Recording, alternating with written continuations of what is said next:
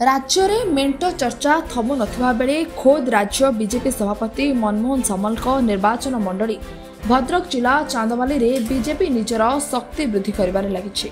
आज निर्वाचन मंडलीर खेरंग पंचायतर खेरंगठारे बीजेपी तरफरु एक महामिश्रण पर्व अनुष्ठित हो जाइछि। एथिरे कांग्रेस और बीजेडी दल परित्याग करी 300 परिवार बीजेपी रे शामिल होइछन्ति। खेरंग पंचायतर प्रशांत माझी नेतृत्व में 150 रु ऊर्ध्व परिवार बीजेपी रे शामिल होइथबा बेले जामजोड़ी पंचायतर मध्य शताधिक परिवार बीजेपी दल रे शामिल होइछन्ति।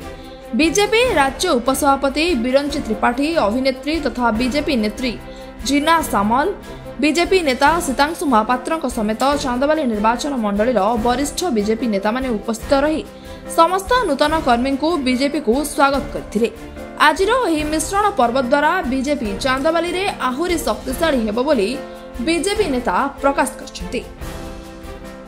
माने देखिथिबे बहुत लोक आसे बहुत संख्या मिसी 300 ऊपर पाखापाखि 350 भितरे आम परिवार शामिल होइछन्ति। बहुत उत्साह रही आपण मैंने समस्त तो ये उपस्थित थे तो देखी केते मात्रा समस्त भितर भारतीय जनता पार्टी उत्साह रही आमर यशस्वी प्रधानमंत्री जी नरेंद्र मोदी जी केते आस्था रही तो समस्ते खुशी खुशी आसी परिवार सहित सामिल। सर्वप्रथम भारतीय जनता पार्टी जो चांदवाली निर्वाचन मंडल अंतर्गत खेरंग पंचायत रे आज यशस्वी प्रधानमंत्री नरेंद्र मोदी नेतृत्व एवं आम जो राज्य सभापति यशस्वी मनमोहन सामल नेतृत्व को स्वीकार करी आज विजु जनता दल और कांग्रेस दलर शह शह कर्मी पाखापाखि 300 रु 350 परिवार विधिवत भाव भारतीय जनता पार्टी जोगदेले।